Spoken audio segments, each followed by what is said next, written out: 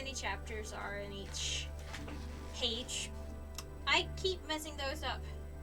I keep messing that up. How many pages are in each chapter? So the first one, there's 20, and this one... Did I get to 15? Or... One sec.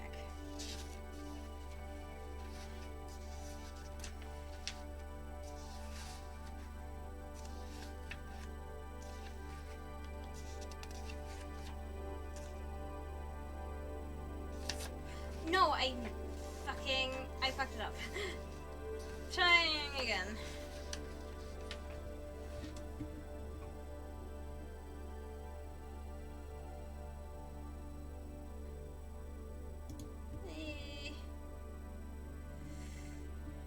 We are the freaks.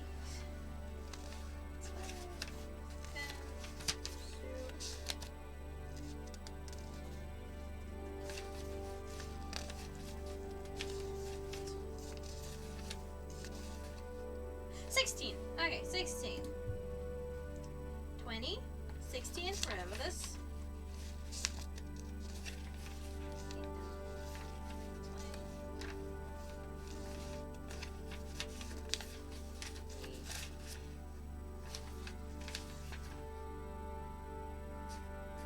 11 on a bit. Okay. 20, 16, 11 on a bit pages. I think maybe we'll do this actually. So, welcome everyone. Everyone is welcome here, unless you're a bigot and an extremist or whatever. Unless you're a bad person, then you're not welcome.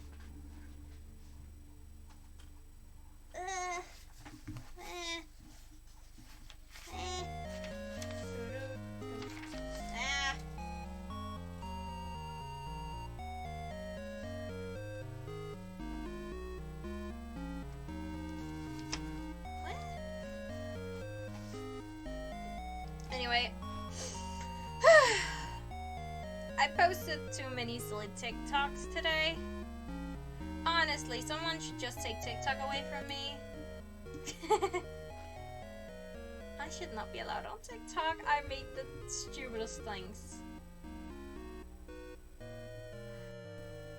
But anyway, thank you all for coming. Welcome, welcome, and welcome. Remember to say dragon if you see the notification.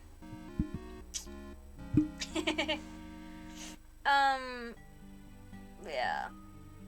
I've had a pretty good day today, actually. Usually they're decent, but not the best, you know? But this one was actually pretty good. I was called out for speeding around everywhere, which is my normal pace, but to everyone else it's speeding because I'm gay. That's my normal pace, but to others it's not really a normal pace. But it was in a positive way, don't worry. Yeah. Sorry. Yeah. So we're going to be reading 3 more chapters today. Chapters 10 to 12. And we ended last chapter yesterday with, Peril accidentally colliding with Winter. Skywing with fire scales, and an ice wing. What could go wrong? Right? Everything. I say everything. Remember your water and the satisfying pop.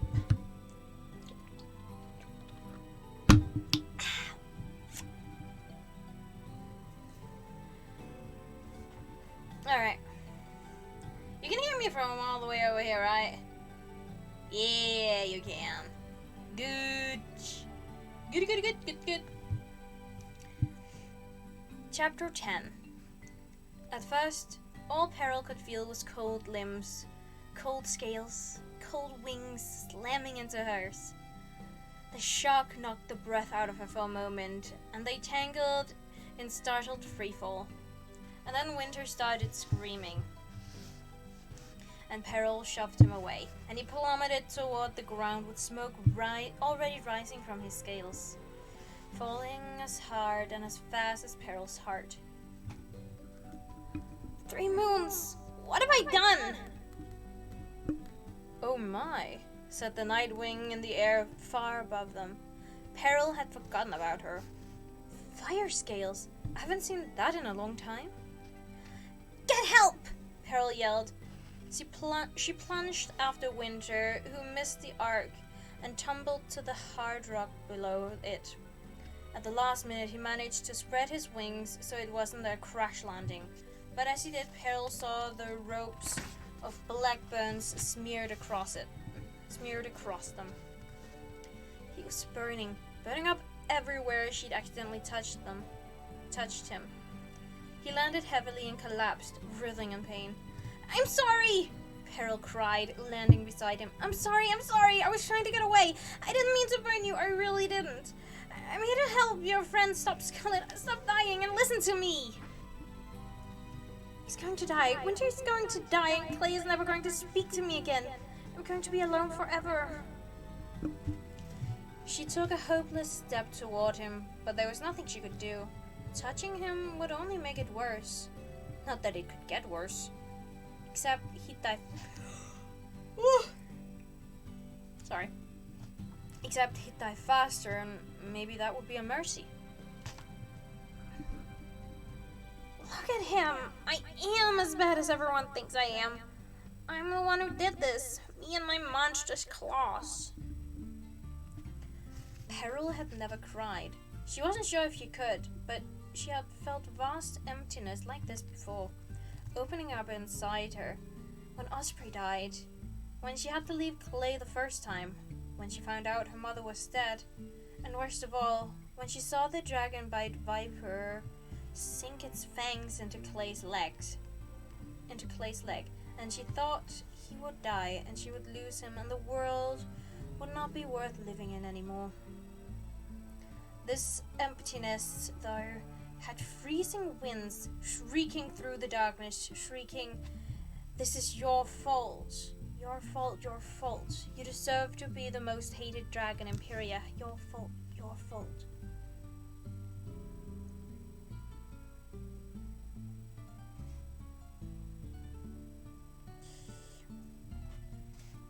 Moon! Winter gasped. Tell Moon! He closed his eyes, folding into himself. Winter! A voice shouted from the sky. Winter! Of course they were here, just in time to see what Peril had done, to witness her monstrosity. She jumped back out of the way as Moon and Quibbly and Turtle thudded down and surged into a crowd around Winter. Winter! Moon cried again, grabbing his front talons in hers. Oh no, oh no, oh no. It was an accident, Peril said. I didn't mean to burn him. I didn't.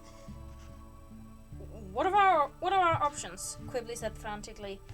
I know. Winter! Your frostbreath, your scales. Frostbreath, your scales. That shall numb the injuries long enough to get him to the river. Isn't there a cactus sap that heals burns? Winter, come on. Don't pass out. We can fix this.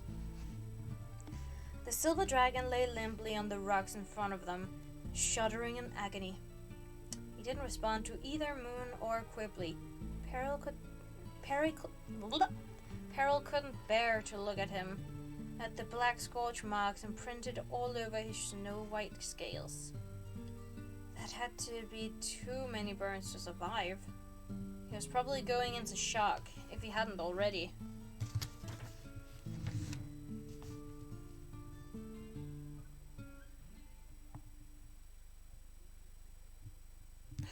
She couldn't look at Turtle either. He was clutching his head, pacing around Winter's tail. And she knew if she met his eyes, she'd see how much he must hate her now.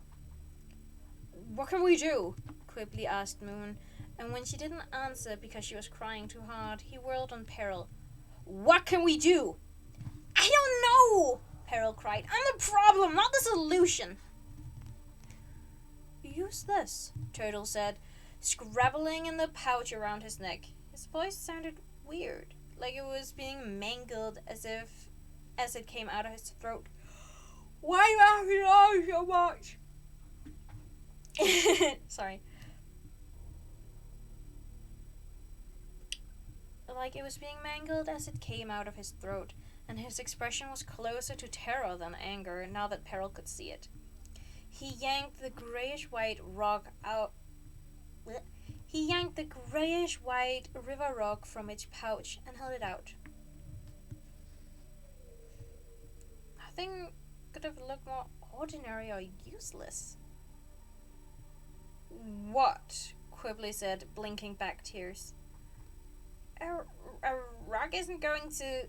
Peril started, but she trailed off as Turtle pushed quickly aside and placed the rock on top of one of Winter's burns. Winter let out a yelp of pain at the sudden contact, and Moon reached toward Turtle's talons, then stopped.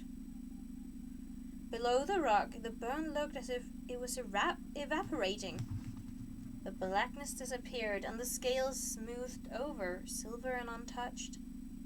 Turtle moved the rock, sliding it gently over the burns all along Winter's torso and wings. It looked as though he was sweeping snow along behind it. Even every injury disappeared. Every wound knitted itself back together and vanished. The Ice Wing's breathing became slower and less ragged. He opened his eyes and watched the progress of the rock, his face a mask of confusion and awe. Within a few moments, Winter was completely healed. Everyone stared at Turtle, who very much looked as though he wanted the deep ocean chasm to hide in. He stepped back, awkwardly twisting the rock in his talons, as though it was a strange growth that had just appeared. Did I get all of it? He asked. What? Moon said. She shook her head and crouched beside Winter, gently running one talon over a patch of smooth scales on his torso. Turtle, what? Her voice faded away, swallowed by the disbelief swooping across her face. Winter sat up, holding out his talons in an odd expression. His wings cautiously expanded to their full width, then closed again. The burns were really gone.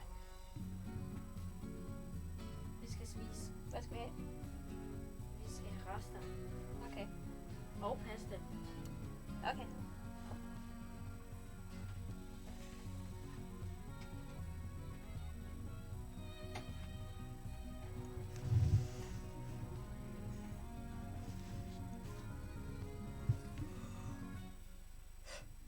Sorry, that one was my brother.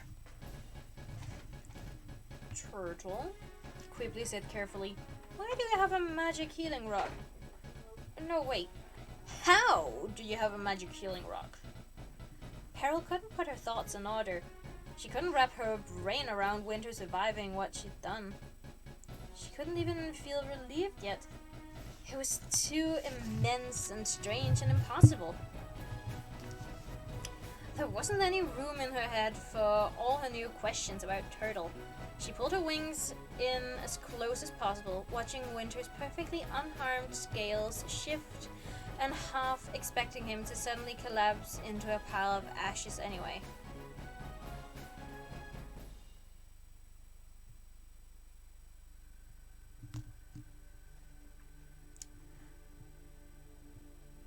Oh. It's an animus-touched object, Moon said to Turtle. Where did you get... Oh! Her eyes suddenly went as wide as the moons she was named after. Quibbly got it a second later. You didn't find it somewhere, he said, sounding awestruck. You made it! You're an animus dragon. That's your secret, Moon breathed. She had an expression like someone who just managed to finally alphabetize a million scrolls exactly right. An animus. That's why he thinks he can handle Queen Scarlet. Peril realized. Urgh, Turtle said, shivering his wings. I've never heard anyone say that out loud before. Nobody else knows. Actually, can we not talk about it? It's really not a big deal.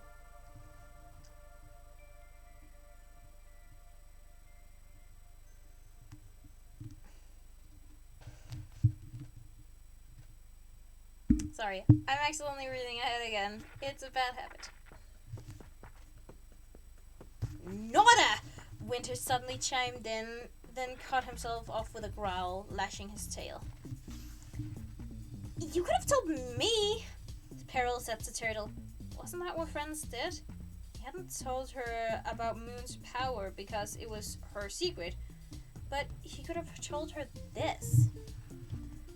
I was thinking about it, Turtle said to Peril. I mean, so we're not so different, you and I, right? Well, I never had the option of hiding my gift, Peril thought. That's a pretty big difference. Would anyone else like to make a dramatic confession? Quibbly asked. Who else is hiding magic powers? Or Winter, anything we should know? A secret ice wing ability to kill dragons with a sneer? No, trust me. I'm not that special. I'm nothing special, Winter growled. Same here. Quibbly glanced at Moon, Peril, and Turtle. At least that makes two of us. When did you make this rock? Moon asked Turtle. Are you alright? How much have you used of your power so far? She rubbed her forehead, her wings flickering like moths around a candle. Don't worry, my soul is fine, Turtle said, waving at the air. I haven't enchanted very many things. I mean, I didn't want anyone to notice I can do this, obviously. Just gonna turn the music down a bit. But why? Winter exploded. Why would you hide your power? You could have served your tribe during the war. Your queen needed you. You could have won the war easily with a gift like that. Well, Turtle said, shying away from him. Exactly? Wait, so it would be alright with you, Peril said suddenly to Winter, for his queen to use him as a weapon. But it was the most unforgivable crime in history for my queen to use me as one. Oh, yikes. An awkward silence dropped over the group, like a dragon flame cactus full of guilt, suspicion, distrust, judgment, superiority, instead of thorn seeds. Nobody would meet Peril's eyes, not even Turtle.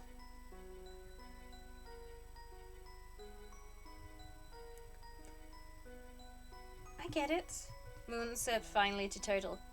You should be the only one who decides what to do with your abilities, not your queen or anyone else. Now she glanced at Peril quickly, almost as if she were throwing out a tail for Peril to grab. Me? Peril thought. Did she mean that for me too? I never get to decide anything. If I did, I'd probably mess up and nearly kill or really kill someone else.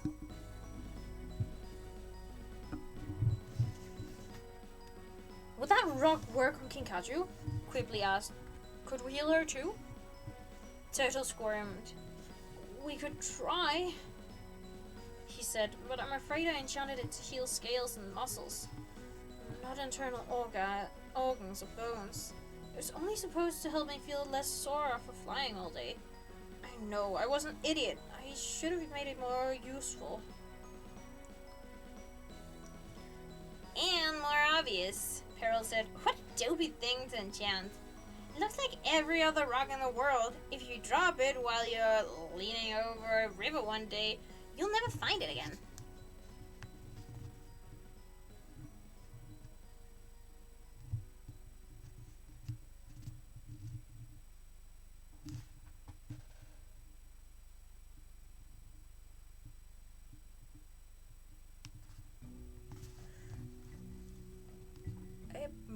might work on your scar, though, Turtle said to Quibbly. He held out the rock and Quibbly jumped away from it. No way, he said, touching his snout. I like my scar. It's a part of who I am. Get your magic nonsense away from me. Hey, Winter interrupted suddenly. Where's Foeslayer? Who? Moon asked. I was traveling with the Nightwing, he said. Where'd she go? Peril glanced up and realized the big Nightwing was no longer in the sky above them. She tried to remember when she'd last seen her. Right after the fight? Before Turtle and the others showed up? She said, I might have told her to go get help. Or she might have decided I was dead and left before the same thing happened to her. Winter said bitterly. He stood up in one quick coiling motion. We needed her. She was going to help us find the lost city of night. The what? Peril said. Hey, Winter said to the moon, trying to nudge him back down. Maybe don't make any sudden movements until we're sure you're alright. Also, I'm glad you came back, by the way.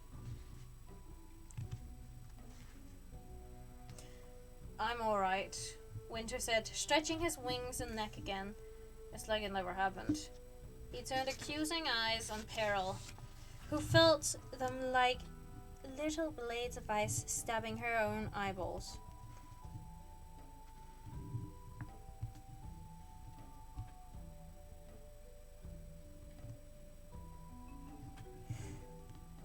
Except that it did. Sorry, I keep pausing because I keep accidentally reading ahead. Except that it did. This monster threatened you and then claimed she was here to help you. I didn't threaten anyone, Peril protested. I mean, not really. She is here to help us, Turtle said at the same time. At least I think so.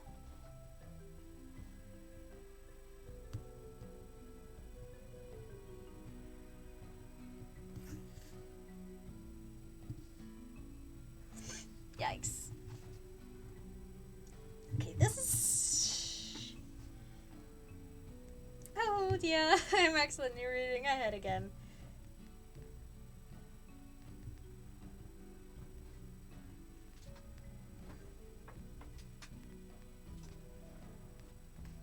Anyway. You think so? Peril cried, wounded. I mean... He said anxiously, I guess I wished you hadn't burned Winter is all. It was an accident, Peril said. I was trying to get away from him, and we crashed. It looked like a fright from what we saw, Quibbly said accusingly. Beware the talons of power and fire, Moon said softly. Maybe it is her. Peril looked from one face to another, her heart pounding. What are you talking about? She said. Moon had a vision. A prophecy, Turtle said. About me? Well, that couldn't be a good sign. If Moon saw Peril in a vision doing terrible things, then maybe Peril's bad side really was going to win out in the end. Maybe it was inevitable. Maybe she shouldn't even try to fight it. But Clay said, Clay believes in me. He can't be wrong. Can he? Not specifically about you, Moon said. I couldn't see any dragons' faces in the vision, but there was one line at the beginning. Excuse me, Winter said. Are we really going to tell the villain everything we know about their evil plan? I don't have an evil plan, Peril said, starting to panic. All my evil is for the moment. Turtle, tell him how bad I am at planning. Maybe if she knows about the prophecy, she can do something different, Moon said. We can change the future, you know. She turned to Peril and said, Listen. Beware the darkness of dragons. Beware the stalker of dreams. Beware the talents of power and fire. Beware one who is not what she seems. Something is coming to shake the earth. Something is coming to scorch the ground. Jade Mountain will fall beneath thunder and ice. unless the lost city of night can be found. Peril looked from her to the others. Moon's eyes were glowing as though she was delivering a message from the stars themselves. Her voice got all low and shivery, and it was decidedly creepy. Well, Moon asked, what do you think? You think that first part is about me? Peril said. Was that what Turtle thought too? Was he just keeping an eye on her in case she started scorching the ground and knocking over mountains? I don't stalk anyone's dreams, and I'm exactly what I seem like on the outside. Also, sure, I have talents of fire, but no power whatsoever. If I did have any power, my life would be pretty different from what it is now, believe me. Death is a power, Winter said. You carry death in your talons. He lashed his tail, shooting a hard look at Quibbly and Moon. Is this really your new ally? I leave for 5 days and you start working with a mass murderer. You left pretty firmly, Quibbly pointed out. And you said you weren't coming back, so why should you get a vote? Also, she just showed up with Turtle. And I can just leave again too, Peril cried. It felt as if the thorns were still there, digging under her scales. It felt like another crocodile in her face. If what she had with Turtle was friendship, and this was what came with it, then friends were so not worth it.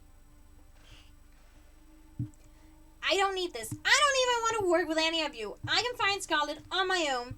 That's what I wanted to do in the first place, anyway. She launched herself into the sky. Peril! Turtle shouted. Wait! That was what she had wanted him to say, but it wasn't enough. It wouldn't be enough, even if he could catch up to her, which he couldn't, and even if he apologized for his awful friends and promised he didn't think she was some predestined, sinister bad guy, which he wouldn't. Maybe if he told me he'd leave them and just be friends with me. But he wasn't going to do that either. She wasn't nearly as important to him as his precious winglet. Well, that was just fine. She'd wasted enough time on him. Now she could get on with finding Queen Scarlet, killing her, and going back to Clay. Peril set her course for the claws of the Clouds Mountains, soaring directly over possibility and beating her wings to fly as fast as she could. She did not look back to see if Turtle tried to follow her. Well, maybe once. But he wasn't, so it didn't matter. After some time, though, when possibility was well in the distance, she became aware of the sound of wing beats behind her. It seemed highly unlikely that any of those inferiorly winged dragonets could have caught up with her, but she swung around with her dangerous face on just in case.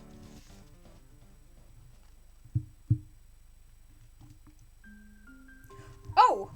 Said the sky wing behind her, catching air below his wings to stop and hover. And then he smiled. He smiled? That never happened. Not when dragons first met her. What was that about? What do you want? Peril demanded. She was pretty sure this was the skywing who had flown out of possibility to meet her, but had run away again once he saw Winter and Foeslayer. Had he been watching for her? Waiting for her to leave them? He said. Nothing? Peril hovered in the air, scrutinizing him. He was big, a lot older than her, with warm orange scales and amber eyes. No scars that she could see, which was unusual for a full-grown skywing under Scarlet's reign. Huge, powerful wings, long horns, with faint golden markings on them. He also looked wealthier than the average skywing. There were gold rings on 3 of his claws, A black necklace with gold spikes circled his throat, and an armband wove like a snake all the way up one of his front legs, with tiny rubies glittering like eyes on one end. He also had a kind of black metal sheet fitted tightly across his chest with a padlock on the outside, perhaps containing more treasure. She was reasonably certain she had never seen this particular Skywing before, although it was equally possible she had and just didn't remember him. Was he one of Queen Scarlet's generals? Maybe he'd been away overseeing soldiers in the war. But then surely he'd have a war wound or two somewhere. "You're Peril," he said, "right?" "You say that like there's actually a chance I'm someone else," Peril said. "Well," he said, "there's always a chance, isn't there?" That was a weird thing to say. She tilted her head at him.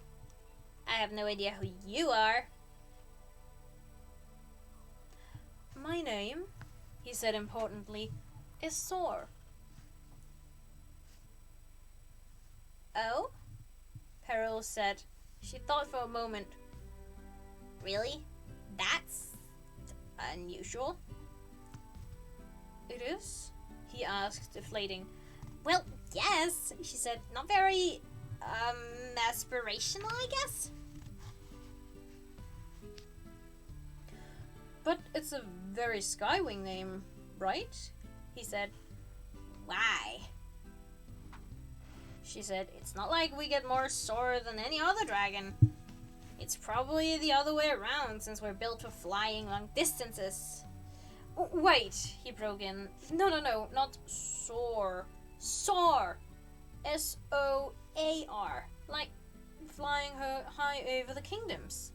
Oh, good grief. Have other dragons been thinking my name is Soar for all these years? "Probably," Peril said. "Why are you the first dragon to say anything?" he demanded. Peril thought for a moment. "Because I'm not polite," she said finally. "No one ever taught me to be. I don't care what dragons think, because they won't like me even if I say all the right things and bow the right way and smile until my snout hurts. So why should I bother?" "I know what you mean," he said. "You can do and say everything exactly the same as everyone else. But if there's one thing different about you, that's all they care about." "I assume so," Peril said. "I never actually tried acting like other dragons." "Well, it doesn't work," he said. Something was glowing in his eyes like old anger. "Trust me, you still end up banished from your own home." Peril looked at him in surprise. "You were banished from the Sky Kingdom too? When? By Ruby or by Scarlet? What for?" "It's a long story," he said. "I'll tell you all of it someday, but the short answer is for being myself, because I have no choice back then." For a moment, Peril wasn't sure whether he felt familiar because she actually knew him, or because he sounded so much like herself. How much you want to bet this is her father?"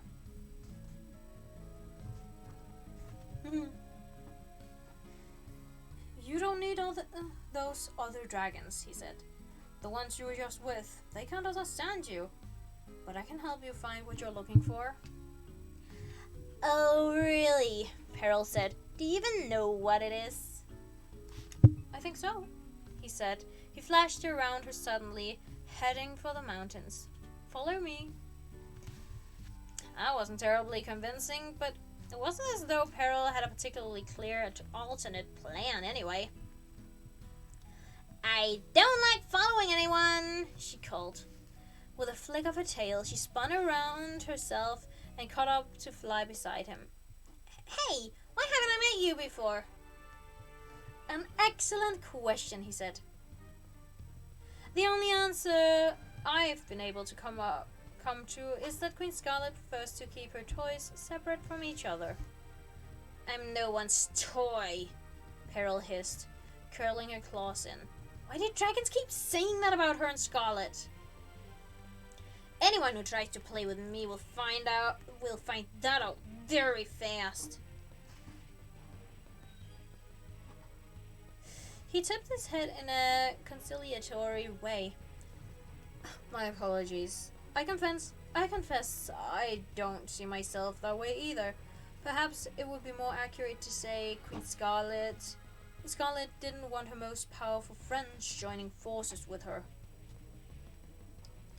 Peril snorted a laugh, sending a little burst of flames into the sky. You're one of her most powerful friends. What can you do? Pay enemy dragons to run away?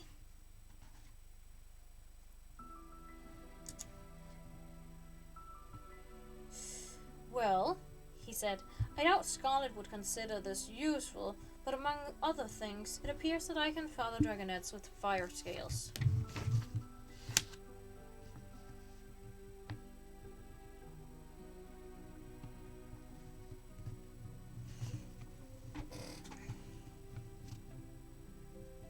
Peril blinked at him. He stared back at her, his amber eyes almost twinkling. He seemed to be wanting for her to collapse in a fit of joy or run all round shrieking with delight or something. Oh, really? Peril said. Do you mean me? Was that your idea of a heartwarming revelation? You're my father? Yes, he said carefully. You don't seem very excited about that. Why should I believe you? She demanded. Where have you been my whole life?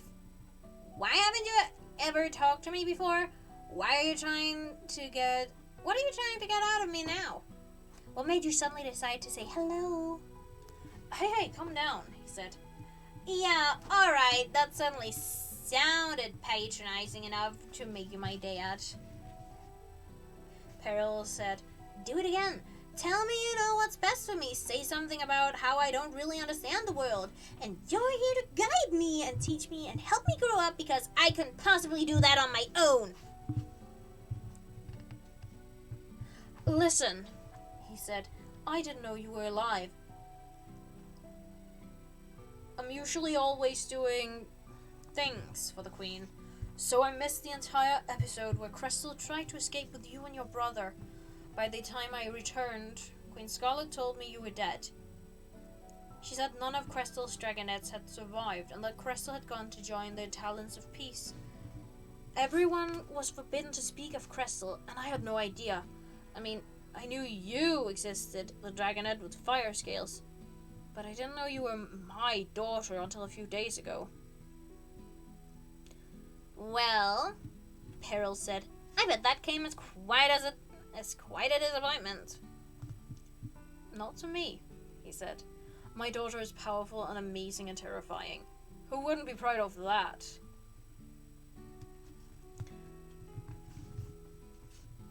Peril sort of wished he'd left the terrifying out of that description, but still, it was a weird feeling to be featured in a sentence anywhere near the word proud.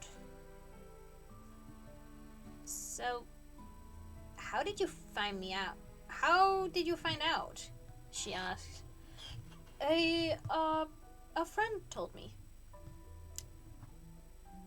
A friend? Peril echoed. He certainly took his time about it. He didn't know either, Saul protested. His name is Cirrus. He's with the Talons of Peace, and when he told me, I immediately came looking for you. If I'd known sooner... He trailed off. You would have what? Peril asked. Saved me from the arena? Told me the truth about the Black Rocks? Stopped Queen Scarlet from using me? Stopped Ruby from banishing me?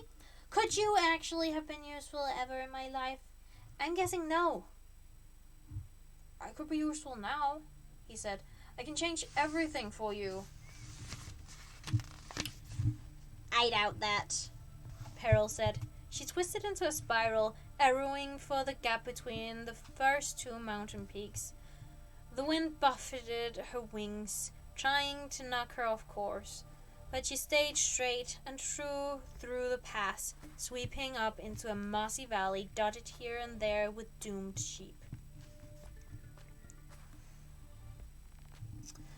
As the sheep stampeded in alarm and Saw caught up to Peril, she spotted movement in a cluster of trees higher up the slope. Her breath caught in her throat. She knew that color, orange. Knew it like a bloodbath of fear and awe sweeping through her. With slow, majestic wing beats, a glittering dragon rose out of the trees and plunged toward them. It was Queen Scarlet. Peril had found her. Or she had found Peril. At last.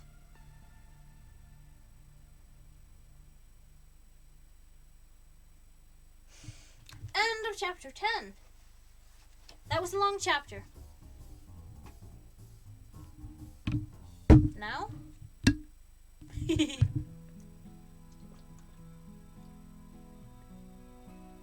Oof, I can really feel that took something out of me. 20 pages.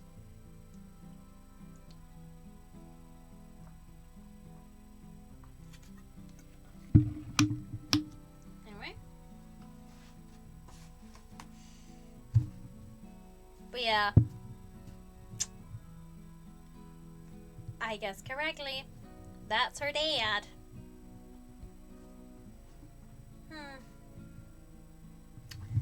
Chapter 11. It's a queen, Peril said, squaring his shoulders. You run, I'll stop her. That's what I'm here for. This is a moment when I take her down forever. I'll finally use my fire for something that will make Pyria a safer place. Wait, Sora said, before you attack her. Bloody water. Before you attack her, hear her out. Peril whirled around and read the betrayal in his face before her mind had even processed his words.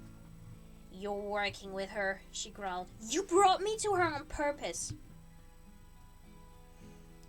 Well, he said, to be fair, that's what you wanted, but it's also what you wanted, isn't it? Okay, we are over halfway.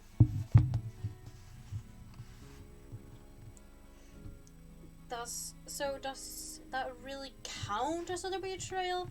I mean, now everyone's happy, so yay me. Queen Scarlet arrived then with a whoosh of hot air, circling maddeningly around Peril and Saw. Peril had forgotten how bad the scar on her face was. The queen looked thin and ragged, but still alight with fury, like a cold flame that would never go out. Oh ho! Scarlet said to Saw. That's a face I haven't seen in a while. Me? Peril thought. I've been looking for you, she called back, whipping around to keep the queen in sight. You can't threaten my friends like that and get away with it. Friends, Queen Scarlet laughed, a high, genuine laugh that bounced merrily off the mountain peaks. Is that what you think, glorious you, darling? I'm sure she cares about you so very much. Do you think anyone would cry if I dropped your decapitated head in their talons? Admit it, nobody loves you the way you are except me. That's always been true, and it always will be true. No, it's not! Peril cried. There are other dragons who like me. But wouldn't they all change you if they could? Scarlet said pityingly. They would strip away your fire scales and squash your lovely craziness into a well-mannered box. Not me, though. I think every inch of you is just perfect. As long as I do what you want, Peril pointed out. The minute I have a thought of my own, you hate me. Oh, Scarlet said. That sounds new. Have you had any of these thoughts of your own yet? All I've seen from you so far are those mud wings, thoughts, and decisions. If you actually do have one of your very own, I can't wait to hear about it. Can you two please stop arguing? Peril's father interjected. He angled down to land on a circle of giant boulders. Peril swooped after him, choosing the barest rock she could find, and Scarlet joined them a moment later. The three Skywings glowered at each other for a long moment. At least, Peril and Scarlet were glowering. Saw looked infuriatingly pleased with himself.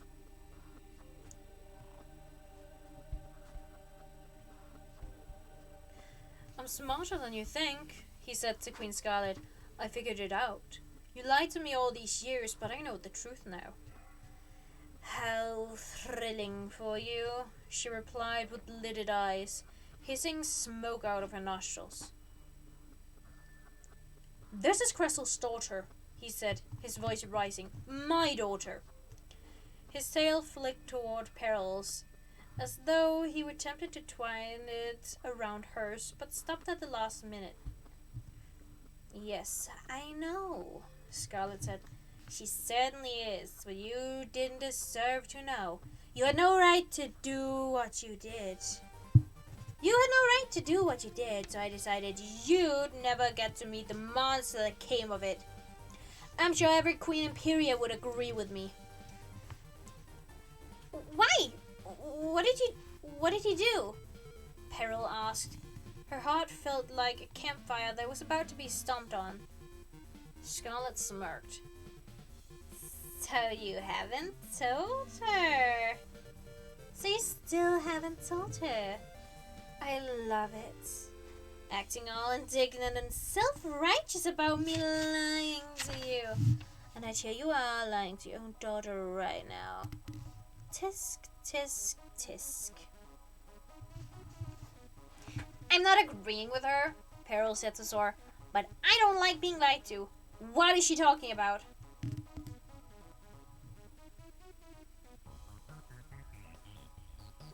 Now is not the time, Sor said awkwardly. I'll tell her everything later. You don't need to tell her, said the Queen. I'll just go ahead and show her. In a lightning-fast move, she suddenly leaped from her boulder to Sor's, flipped him onto his back, and pinned him to the boulder. Stop! Sor cried, pushing ineffectively at Scarlet's claws. Peril reared up with her wings flared wide. This is it! I should kill her! I'd be saving my father! This is the right moment! Even Clay would want me to! Now! Do it now, Peril! Oh. That was the wrong one. But what was the truth Scarlet wanted her to know? What if she was tackling...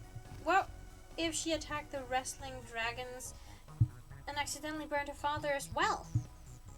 And how could she kill the dragon who had kept her alive when everyone else wanted her dead? And what if the Queen was right? What if no one else ever did love Peril? What if killing Scarlet didn't work to change everyone's minds? What if she made other mistakes like she had with Winter? Only someone really died, and then even Clay had to hate her. And she'd get thrown out of Jade Mountain forever.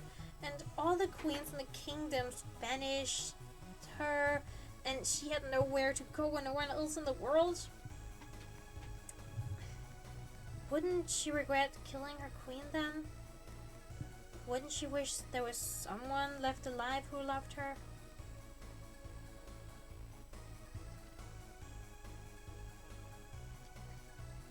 All these thoughts flashed through her head at once, making Peril hesitate long enough to realize that Scarlet wasn't attacking Sor. The Queen was merely holding Sor down while she sliced off the gold spiked necklace he was wearing. For such a big, strong-looking skywing, he was obviously not much of a fighter. He protested loudly, but barely struggled. Finally, Queen Scarlet was able to rip the leather in two, and the choker clattered to the ground, revealing a strip of something small and white tucked into a hidden pocket inside it.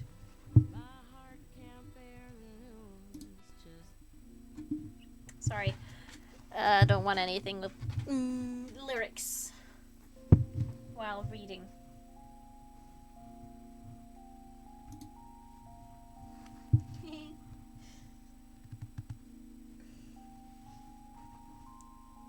Revealing a strip of something small and white tucked inside into a hidden pocket inside it. There, Scarlet said, stepping back with a satisfied toss of her head.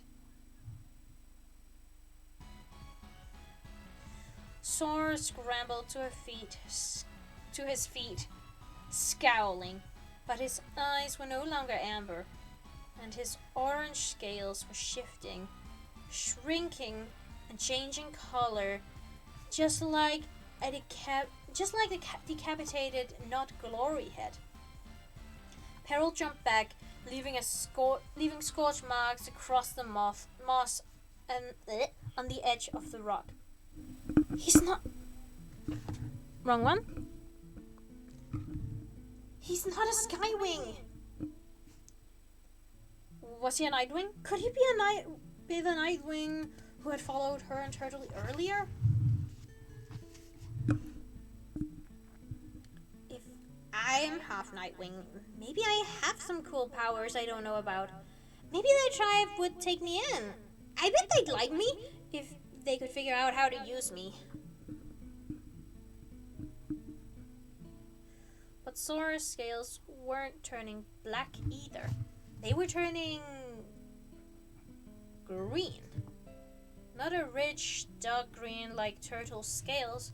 In fact, not a green color that Peril had ever seen on any Seawing before. Sora was now the color of limes and jungle parakeets, a sort of nondescript yellowish green that clashed horribly with the moss under him. He was also skinnier than he had been before, with narrower shoulders and less shiny teeth. His wings were smaller, and his tail coiled in a loop behind him like a monkey's, or like a rainwing? Peril said, "Seriously, my father is a rainwing." Is this a joke? He's not much of a rainwing, Scarlet said, smirking. That's why they threw him out. Just like you, actually. Banished from his kingdom, like father, like daughter. No one wants either of you anywhere. Except me, of course. Wouldn't a little gratitude be in order here?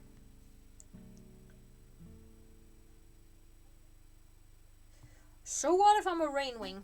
Peril's father said to the queen. When I met Crystal, I was a full Skywing. She never knew I was anything else. Our dragonettes would have been full Skywings. That's how it works. Ha! Scarlet snorted. You don't know that. I say it's no coincidence this one turned out the way she did. Skywings should only have eggs with other Skywings. And here's your proof. That's not proof, he snapped. Skywings have been having dragonettes with fire scales for centuries. You can't blame that on me. It has nothing to do with who I really am. I'm a hybrid? Peril said, not quite following this conversation. How can I be half rainwing? I don't look anything like them. She held out her talons and tried to will her scales to change color. When nothing happened, she touched her front fangs, wondering whether they could secretly shoot venom. Not that she needed extra weaponry, but it would be pretty cool anyway. You're not a hybrid, said her father, a little impatiently, considering he was dropping a basket full of crazy on her head. I was a Skywing when I met Cressel and fathered you. You wouldn't have any Rainwing characteristics. You're all Skywing. But what are you talking about? You were a Skywing? Peril asked. Turning your scales orange doesn't make you a Skywing. Scarlet laughed. He can't even do that, my dear.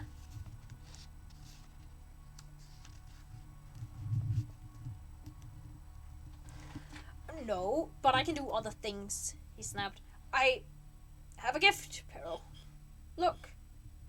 He picked up the ribbed necklace and held it around his neck. Once more, his scales rippled, this time back to orange, and suddenly Soar the Skywing was standing in front of Peril again. See?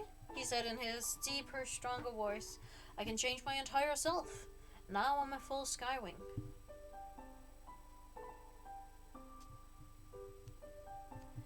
What a terrible name you gave yourself, Peril guessed. With the terrible name you gave yourself, Peril guessed. That explains a lot. What's your real name? Chameleon, he said, dropping the necklace and turning back into a defensive green dragon.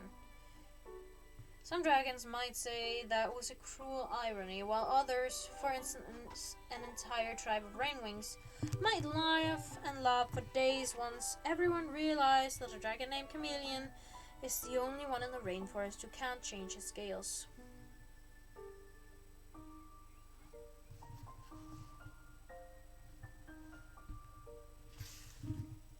Peril wasn't particularly interested in his sob stories from the past.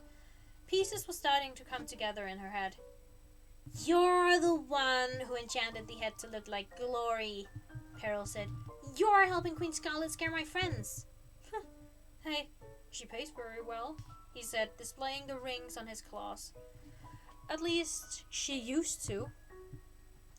I've had more treasures than any Rainwing in the history of Peria for years now. The last several months haven't been quite the same, though. He shot a disapproving look at the Queen.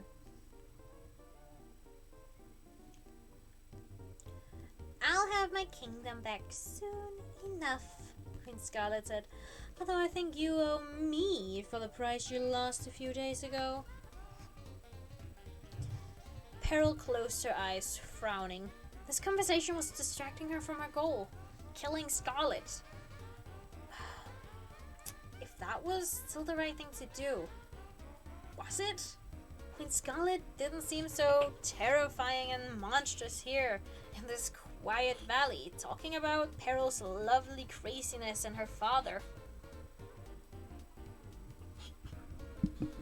Remember all the terrible things she's done? That random mudwing she killed to get that head, sending Clay and his friends to fight in the arena, forcing my mother to kill my twin brother. But she kept me alive when everyone else in the tribe would have had me killed the moment I hatched. And she's right. She never wanted to change me. She likes my scales the way they are. I'm not sure even Clay feels that way. She remembered him winching when he touched her, and the way he watched her wings carefully when she was near anything flammable. Did Scarlet really have to die? Oh, Clay, why can't you be here to tell me what's right?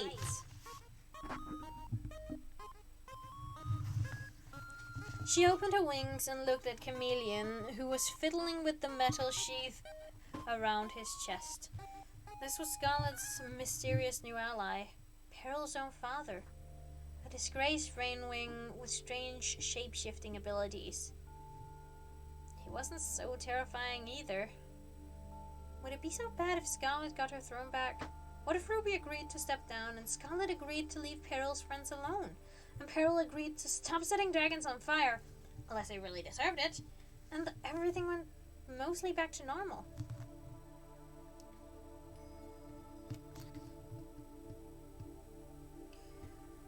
Peril, said Chameleon, breaking into her thoughts. I know I haven't been a father to you before, but I can change that. I think I can give you a gift that's everything you've always wanted. There's nothing I've always wanted, Peril said, the image of Clay wrapping his wings around her and never letting go flashed through her head, but she shoved it away. I was a long way off from getting that. She was a long way off from getting that, or deserving it, or feeling as if she could accept it, even if Clay ever... Stop thinking about this, she ordered herself. Oh, really? Chameleon pulled out a thick chain of silvery black metal links, with a black locket dangling from one end of it. Peril recognized the metal as the kind Scarlet used to bind the wings and ankles of her prisoners. Impervious to most dragon fire, but not Peril's. Carved on the outside of the locket was a dragon shape, wings spread and tails curled in two loops below, inlaid with a golden copper metal that glinted in the sunlight like Peril's scales.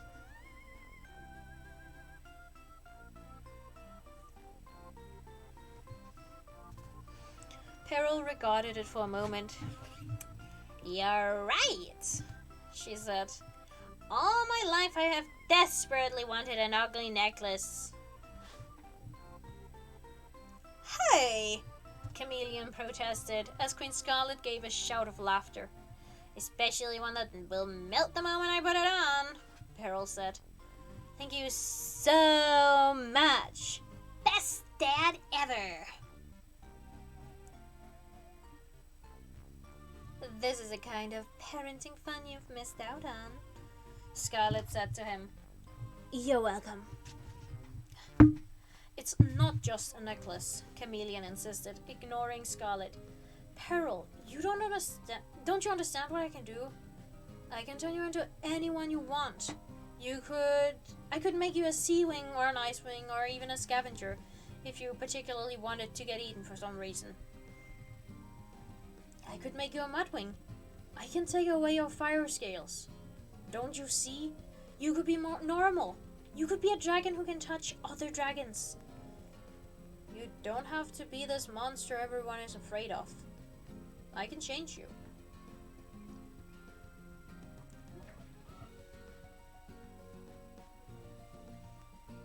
Peril stared at him, wondering if his scales were floating off into the clouds the way it felt like they might be. I thought your power was only meant to be used for special cases, Scarlet mused. Something about consequences and risks and something blah. He's an animus? He's an animus? A rainwing animus. That hasn't been heard of before. What? Sorry.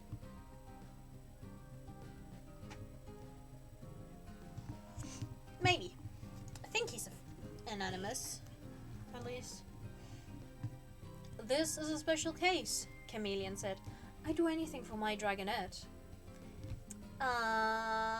Scarlet said sarcastically. What a rare and unusual parent. Something seemed to strike her, and she inhaled a plume of smoke, turning her head to gaze thoughtfully toward the north. You're serious, Peril said to her father. This is real. I can put that necklace on and I won't be me anymore? She couldn't figure out how she felt about that. It sounded glorious and awful at the same time. No more peril. No more peril. Everyone would be safe from her forever. But without my fire scales, who am I?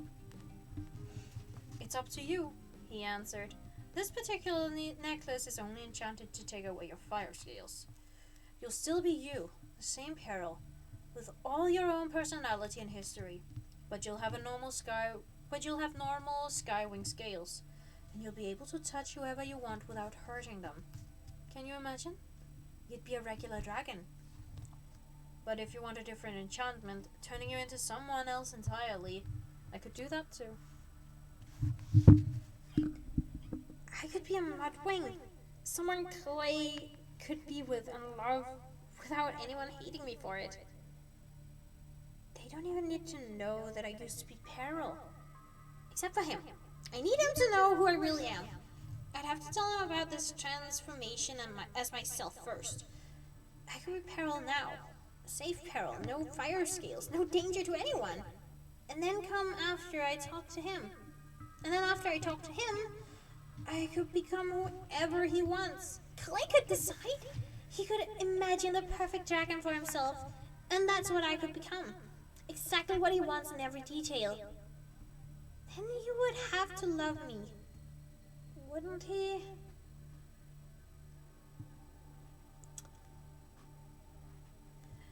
She started to reach for the necklace, then pulled back. It won't work. Whoops. Forgot to turn that off. She started to reach for the necklace, then pulled back. It won't work, she said. That necklace will melt and fall apart the moment it touches my scales. This metal is thick and strong, Chameleon said, and the transformation only takes a moment. I think it will last until your scales are safe, if you put it on quickly. It's worth a try, isn't it? And if it doesn't work, we'll make something else. But if it does work, don't take it off. The more time it goes on and off, the more chances there are of destroying it. Peril hesitated one last time. This isn't a trick, right? I'll still be myself. Of course, said Chameleon. Just like I am always myself. But each of my faces is a better version of myself. You'll be Peril, but finally a Peril that dragons can love. Oh, that was a mean thing to say, actually. You can love her even though she's got fire scales. Dude, I love her. She's adorable. I love her.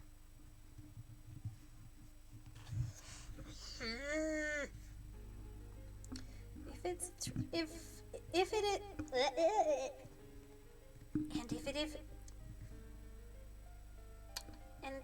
it is a trick, Peril thought, and I disappear, would it be such a great loss for the world? Would Claven miss me? Wouldn't Turtle be happy never to see me again? She snatched the necklace from Chameleon's claws and dropped it over her head and over her horns until it landed around her neck, the locket hitting her chest with a thump. She waited for it to curl into a molten mess. But it didn't. Nothing happened. Absolutely nothing. It just sat there. Peril felt exactly the same.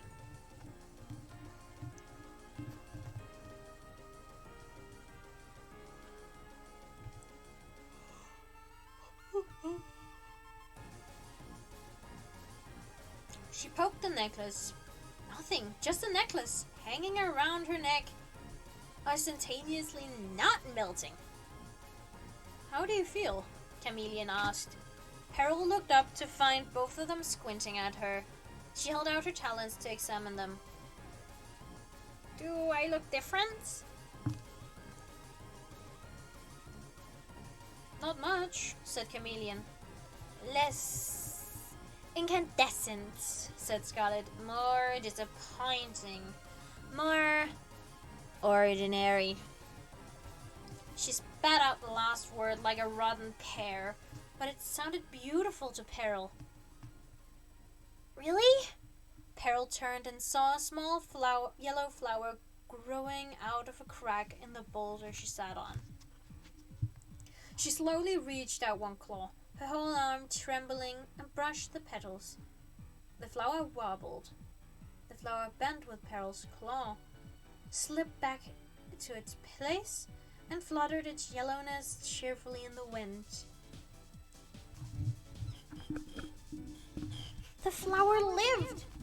Did you see that? Peril gasped. Yawn, said Scarlet. Peril poked the flower again, and when it still didn't burst into flame, She leaped off the boulder entirely, landing on all fours on the grass below. The grass lived! Peril ran full out across the meadow, stomping her talons into the grass, flicking branches with her wings, rolling in patches of ivy, ramming her side into trees. Everything lived. She startled a sheep out of its hiding place in a cave, and it galloped across her path, bleating with shaggy terror. Delighted, Peril thwacked it with her tail, sending it bouncing across the grass several feet. It leaped up and kept running away, and a grin the size of Jade Mountain spread across Peril's face. "Look at me!" she shouted up to her father and the queen. She grabbed a tree with her front talons and shook it until a mortified squirrel fell out. "I can do anything!" "Except wreak fiery vengeance on my enemies," Queen Scarlet muttered grumpily. Peril skipped back across the grass to them, settling herself on top of the most flammable patch of foliage she could find. And it survived! Nothing was on fire in this whole entire valley. It was the most beautiful place in the world. This was the most beautiful place in the world.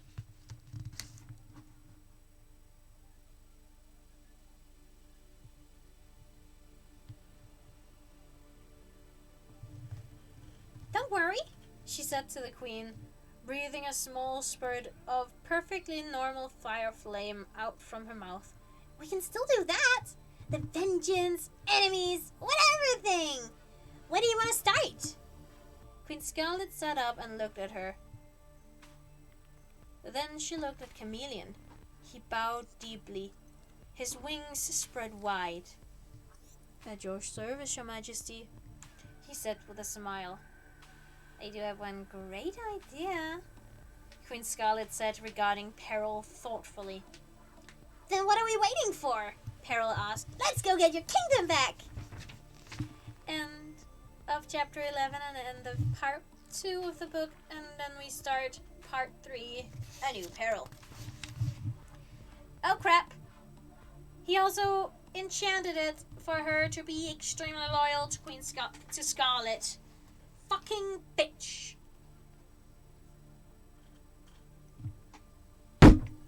Sorry, I'm pissed. Seriously. Oh, why can't just one good thing happen to Peril without something bad, without 100 bad things happening as well?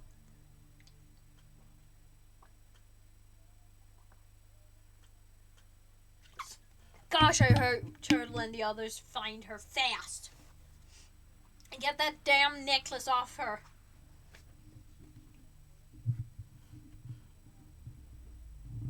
Sorry, I'm pissed!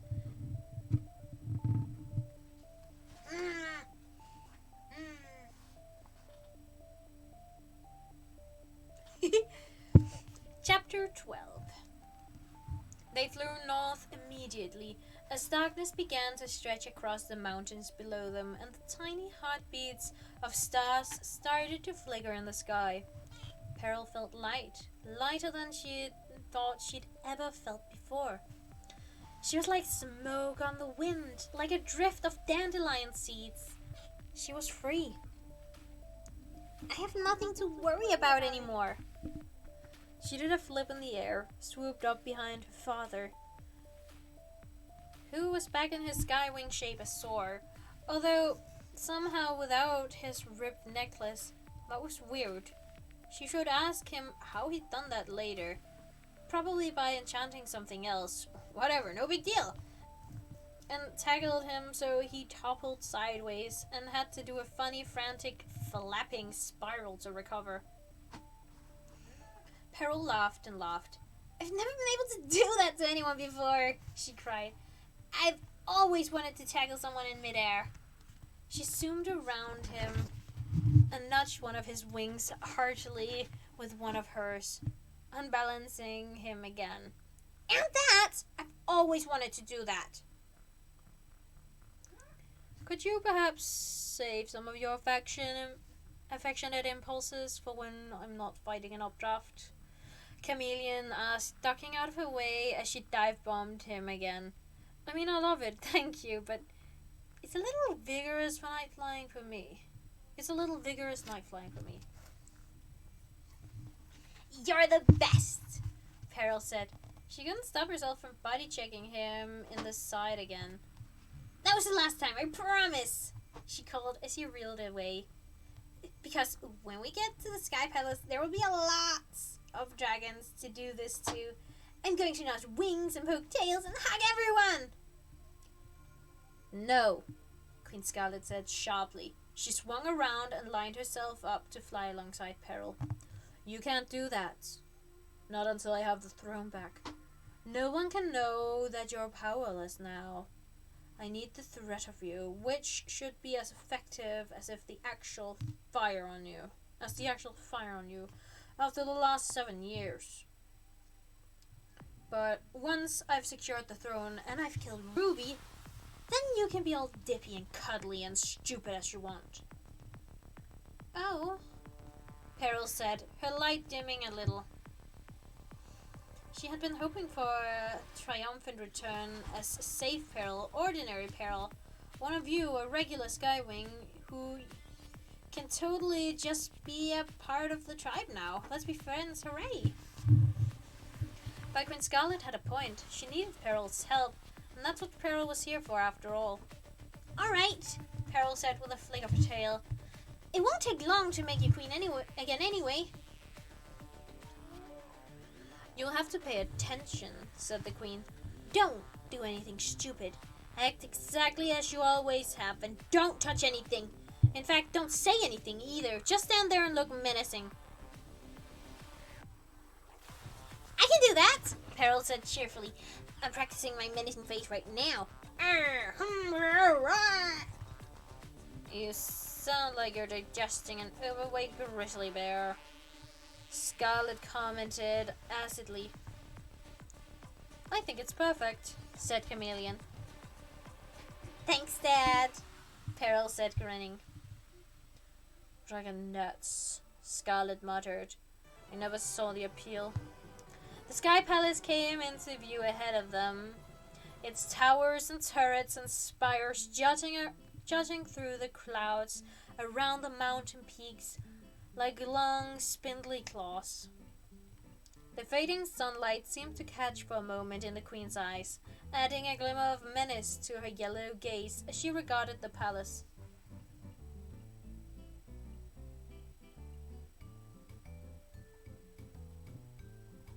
That's why this never occurred to me before, she went on. Wait.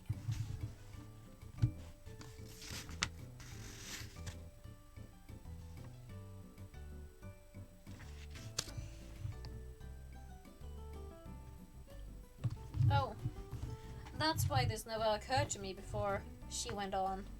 But I should have remembered. It was only a couple of months before the whole catastrophe. Chameleon cleared his throat and the queen glanced at him, trading some kind of significant unspoken message. Won't there be odds? Chameleon asked quickly, patrolling around the mountains.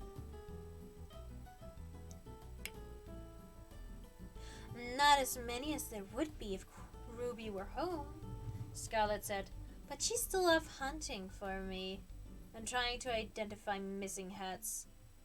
It's a perfect opportunity to take over and get the leverage I need to keep it that way.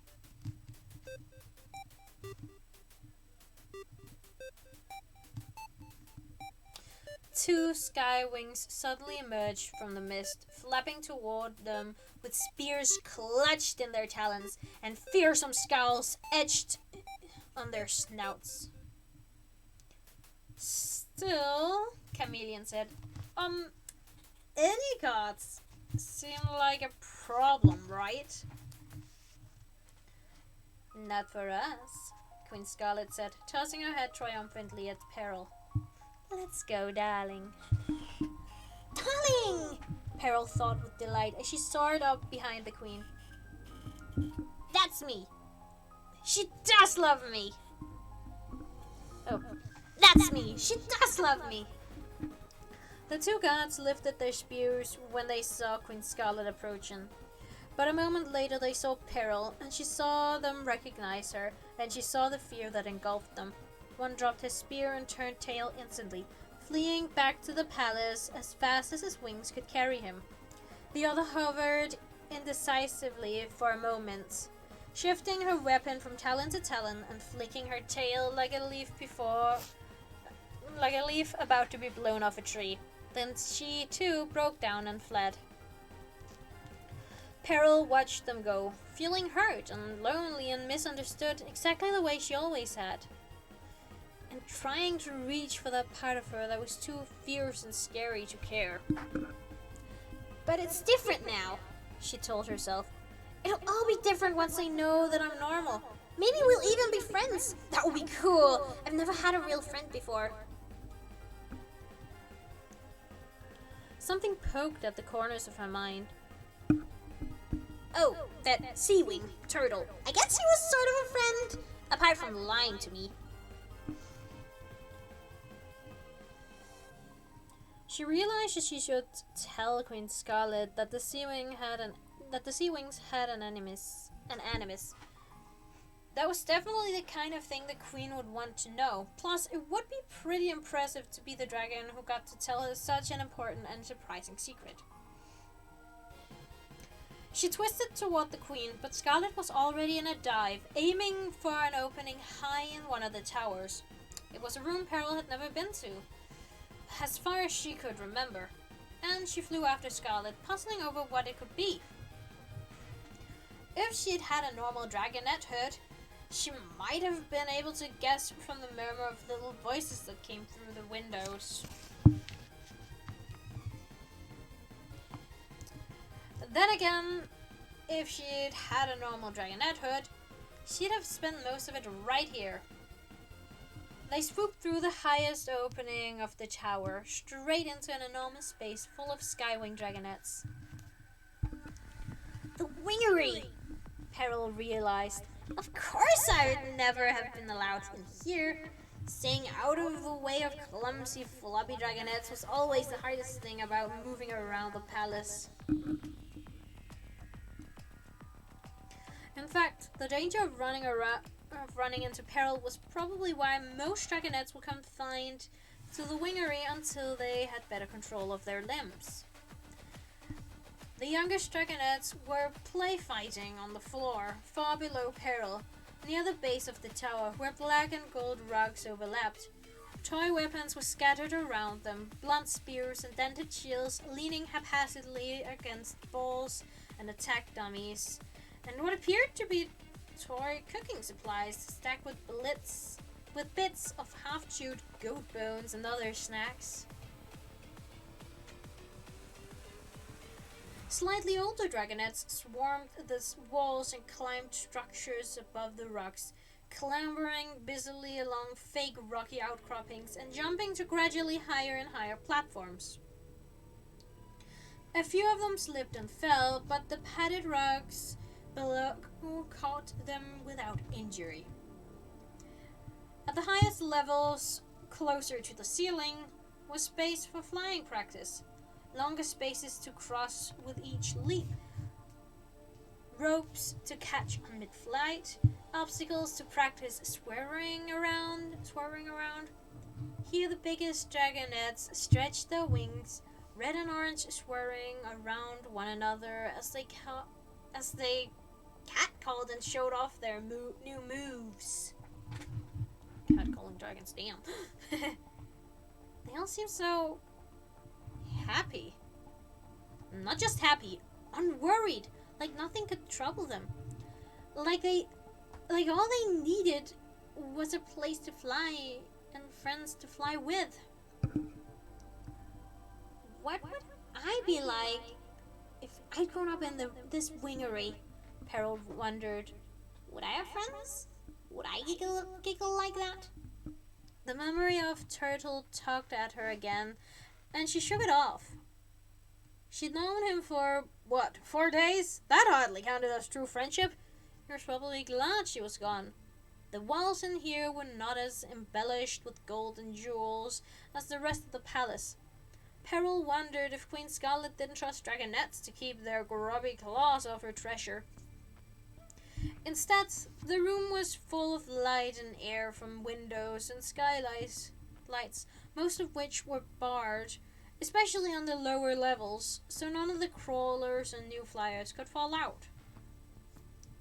The only decoration was a portrait of Scarlet 5 times the size of the actual queen. It covered a huge swath of wall, forcing dragonettes to find ways to climb or flap around it. If Queen Scarlet's perfect orange scales,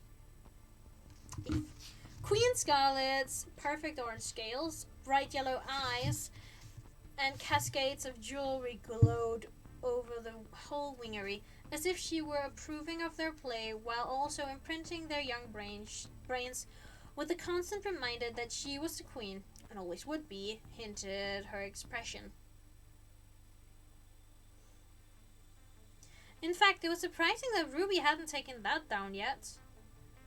Peril reflected. Perhaps the interior design of her palace wasn't quite as high a priority for her as it had been for her mother. Look how beautiful Scarlet was, Peril thought. She glanced at the disfiguring scar Glory had left on the queen's face and gave it a little shudder of pity. Glory! How did she get to be queen? To be the queen. What was I doing when that happened? How did I fail her? Queen Scarlet swooped to a perch at the peak of the tower on a winding branch carved from wood. It twisted across the roof as though it was the finest line for all the dragonettes trying to reach the top of the room. Peril wanted to sit on it herself. Her wings were starting to get tired.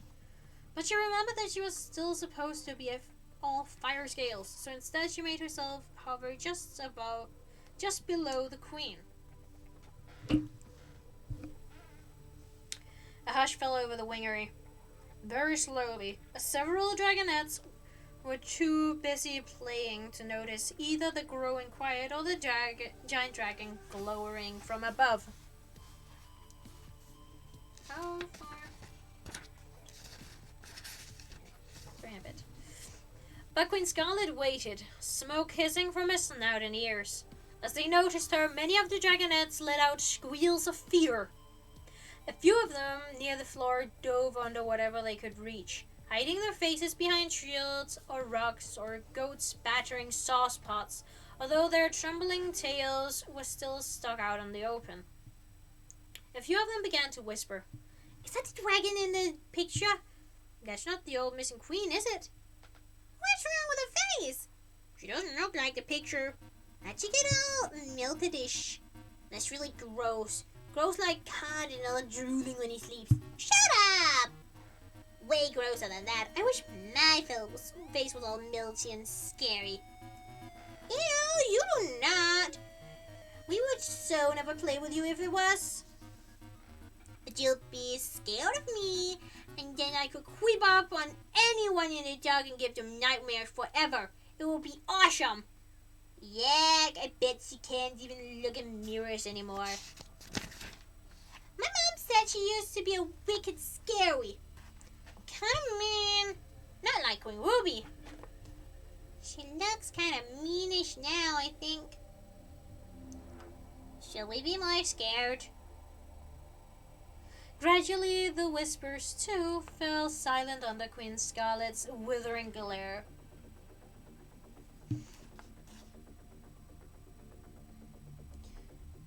Hello, dragonettes, she finally hissed. I am your queen, Queen Scarlet of the Sky Wings. I have returned to take my throne, but I need something from you. Someone, actually.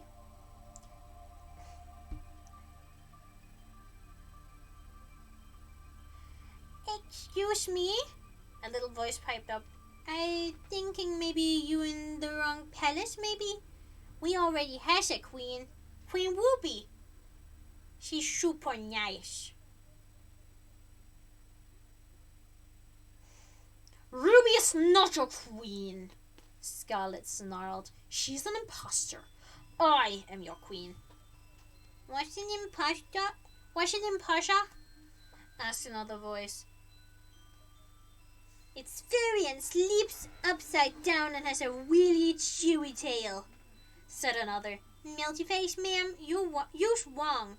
Ruby's not furry at all, and I bet her tail's not chewy either. I hasn't checked. But I hasn't checked. She's a very nice queen, offered yet another dragonette, and she visits all the time and knows all our names and says sorry when she bumps into someone and brings us snacks, and we like her lots. Maybe you could be queen of someone else, a small orange dragonette suggested. Because we already got a good one, but I hear that there's some Nightwings maybe looking for a new queen, and maybe because they spooky too? Maybe they like your spooky face? Oh yes! A few others agreed. She'd be super good spooky. They could change their name to Spooky Wings or Nightmare Faces. Stop talking this instant! Queen Scarlet bellowed. Peril was finding it close to impossible to keep a straight face. She wished there had been a chorus of impertinent dragonettes around for every conversation she'd ever had with the queen. Perched on the windowsill, Chameleon wasn't even trying to hide how his shoulders were shaking with laughter. Sheesh, said one of the little voices muttered as they subsided. Just making some helpful suggestibles. No need to be a crank monstery.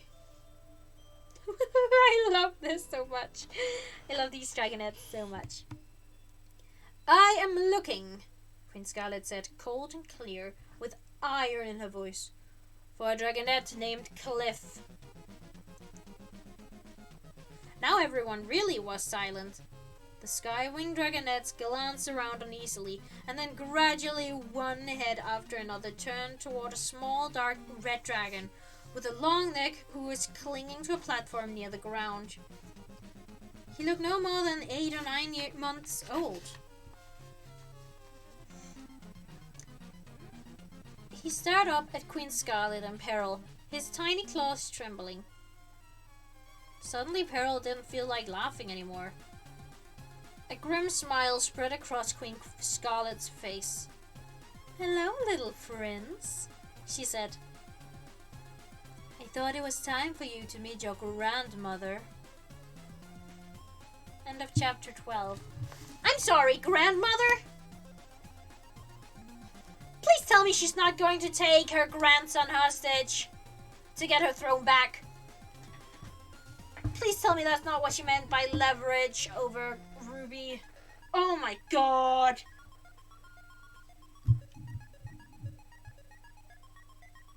Oh my god. Scarlet, I just wanna murder you.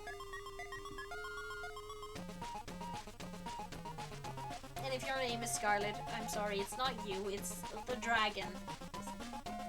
The previous Queen Scarlet.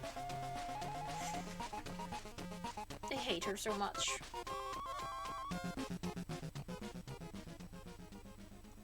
But that was it for today. Wow, we went down a follower as soon as I clapped. Anyway, that was it for today. 3 chapters, an hour and a half. And yeah, tomorrow we will be drawing some more. Maybe I still haven't figured out what I want to draw tomorrow, but I'll probably put up a poll on my Twitter, so keep an eye out for that. Like if I should continue with some Sanders sites, fan art with my gem OCs, or if I should continue with my angel drawing, or if I should continue with the pride turtles. So yeah. I will put up a poll for that. For what you want to see me continue drawing tomorrow. Because I have too many whips right now.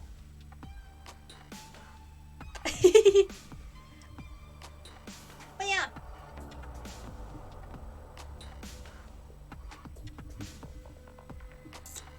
Remember to stay hydrated? Don't dehydrate, because if you do, I will come after you. Remember to treat others the way you want them to treat you. You know, just be kind overall. It's really not that hard. And yeah, I'll see you tomorrow. Hopefully we'll have figured out what it is I'm going to be drawing. Bye!